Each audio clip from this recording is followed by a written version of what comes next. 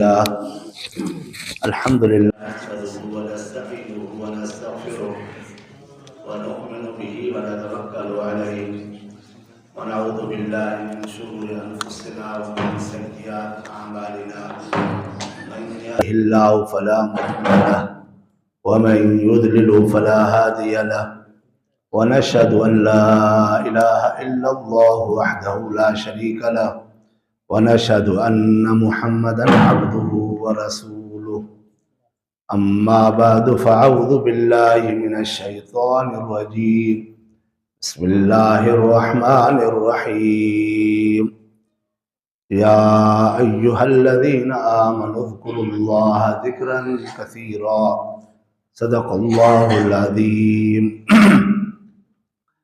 اللهم صل على سيدنا محمد النبي الأمي وآله وبارك وسلم عدد كل معلوم لك دائما أبدا अॼु जो ही प्रोग्राम जमीयत उलमा इस्लाम जमीयत उलमा इस्लाम जे नौजवाननि जे तरफ़ों आहे ऐं उन्हनि जेका मेहनत ऐं कामयाबी कई उन्हीअ जे इनामात जी तक़सीम जे मुतालिक़ आहे। यानी उन्हनि जी कारकर्दगी जे मथां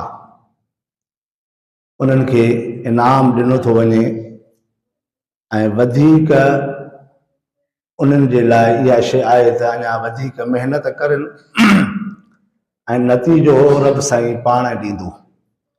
इंसान जे वस में आहे कोशिश करणु, बाक़ी नतीजो रब साईं पाण ॾींदो आहे। त जंहिं बि शइ जो इंसान कोशिश कंदो, जंहिं बि शइ खे हासिल करण जे लाइ रब साईं उहा उन खे हासिल थींदी आहे। कॾहिं उहा मुशक़त सां थींदी आहे ऐं कॾहिं उहा आसानी सां थींदी आहे।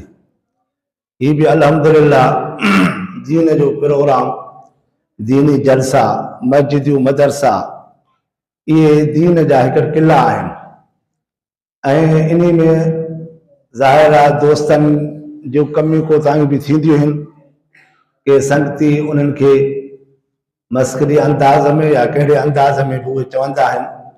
तंहिंजे करे रब साईं हुज़ूर पाक सल्लल्लाहु अलैहि वसल्लम जन खे फरमायो, या अय्युहर रसूल बल्लिग मा उनज़िल इलैका मिन रब्बिक, ए नबी पाक तूं पैगाम पहुचाए जेको तुंहिंजो पैगाम तुंहिंजे रब तुंहिंजे मथां नाज़िल कयो आहे उहो माण्हुनि ताईं पहुचाए।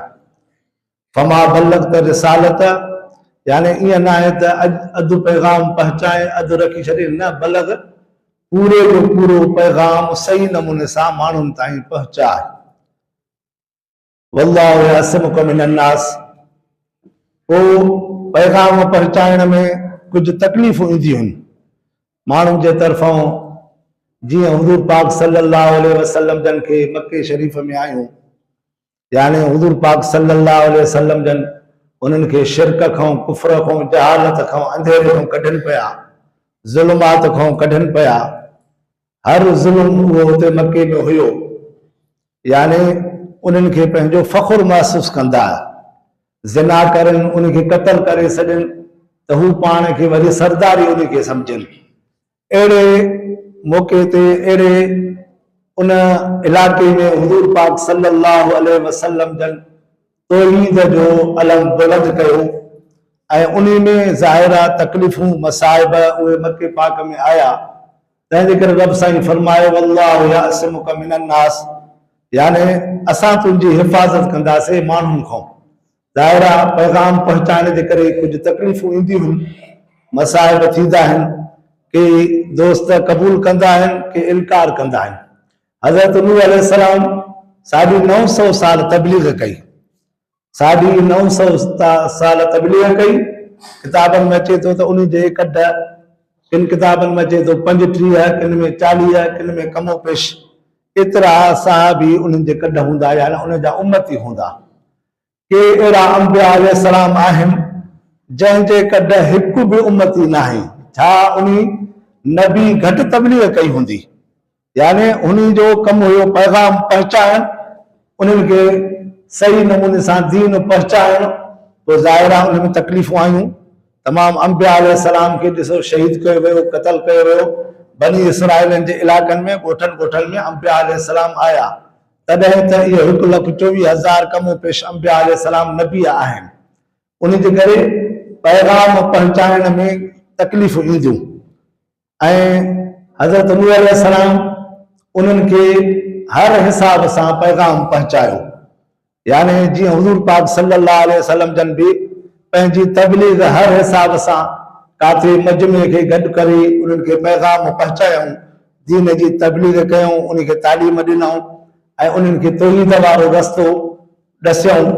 काथे वरी अकेलाइब में, काथे मजमे में, काथे महफ़िल में, माना मुख़्तलिफ़ तरीक़े सां इहे तबलीग जा तरीक़ा आहिनि। ईअं न आहे त सिर्फ़ु इज्तिमा में सभिनी खे घुराए करे तबलीग कजे, बल्कि हर तरीक़ो आज़माइजे। को वॾो माण्हू हूंदो आहे, को जलसे में नथो अचे, को वॾे प्रोग्राम में नथो अचे, त उन जे लाइ उते वञी करे उनखे तबलीग करणी पवंदी आहे, दीन जो पैगाम उन ताईं पहुचाइबो आहे। असांजो कमु जमीयत उलमा इस्लाम जो इहो ई आहे त माण्हुनि खे घर घर ताईं दीन जो पैगाम पहुचाए ऐं दीन उहो जेको अल्लाह ऐं नबीअ वारो, इहो न आहे त दीन को हुननि मौलवियुनि पंहिंजो ठाहियो आहे, न, बल्कि जेको हुज़ूर पाक सल्लल्लाहु अलैहि वसल्लम जन ते दीन लथो, यानी क़ुरान पाक ऐं हदीस पाक, उहो इल्मु पहुचाइणो आहे घर घर ताईं। पोइ तंज़ीमी बुनियाद ते कमु असुल इहो आहे त घर घर ताईं उन्हनि ताईं पैगाम पहुचाइजे ऐं उन्हनि खे तबलीग कजे।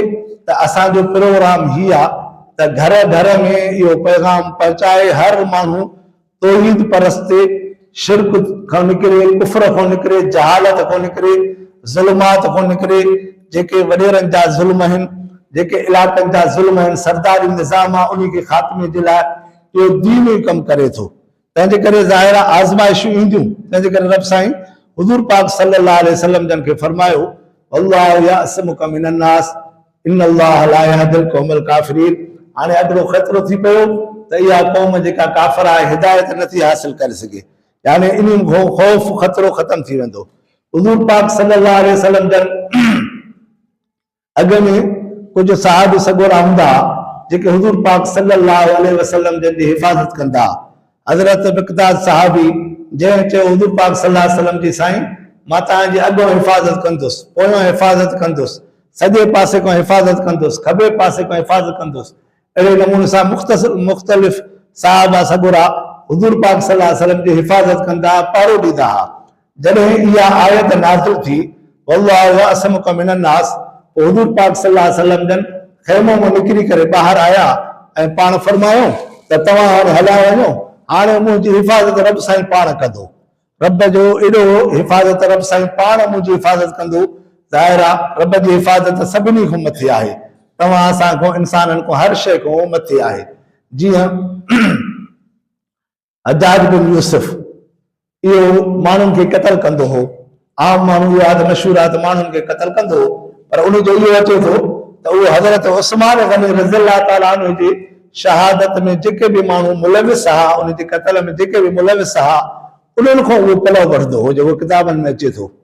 पोइ हिकिड़ो साहिबी सॻोरो हुयो, उन खे उन घुरायो त बाबा ही फिलाणे शख़्स खे वञी क़त्ल करे आ। हाणे साहिबी सॻोरे चयो त साईं जेकॾहिं मां हाणे उनखे अॻे क़त्ल कयां थो, इहो बि गुनाह, मां पाण क़त्ल थियां थो तॾहिं बि गुनाह, अॻियो माण्हू खे गुनाह थींदो, जहन्नम में वेंदो।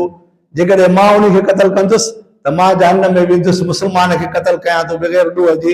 हज्जाज बिन यूसुफ जेकॾहिं न कंदुसि त हे मूंखे क़त्ल कंदो। हाणे इन सिलसिले में उहो निकिरी पियो, हज्जाज उन खे तलवार ॾिनी त हे फिलाणे शख़्स खे वञी क़त्ल करे आ। जॾहिं उहो शख़्स उते वञी पुॻो ॻोठ में, उन जी पुछा कयईं त फिलाणो शख़्स किथे आहे, चए त फिलाणी जाइ ते वेठो आहे। जॾहिं उन सां वञी मिलियो त उन खे पुछा कयईं त छा सुबुह जी निमाज़ तूं पढ़ी आहे? चए हा मां सुबुह जी निमाज़ पढ़ी आहे। त वापसि हलियो आयो। पोइ हज्जाज खे अची चयईं त हदीस पाक में हुज़ूर पाक सल्लल्लाहु अलैहि वसल्लम फरमायो, जेको सुबुह जी निमाज़ जमात सां पढ़े थो उहो अल्लाह जी हिफ़ाज़त में आहे। मां हुन खां पुछा कयुमि तूं सुबुह जी निमाज़ पढ़ी आहे? त हुन चयो त हा मां निमाज़ पढ़ी आहे।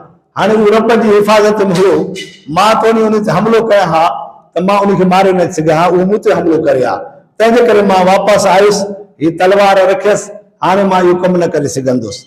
यानी हू बि खून खां बची वियो, ही बि खून खां बची वियो। दीन जी कहिड़ी नसीहत आहे, सिर्फ़ु हिकु नमाज़ पढ़ण जे करे, हिकिड़ी नमाज़ ते सही नमूने सां अमल करण जे करे हू बि गुनाह खां बची वियो, ही बि गुनाह खां बची वियो।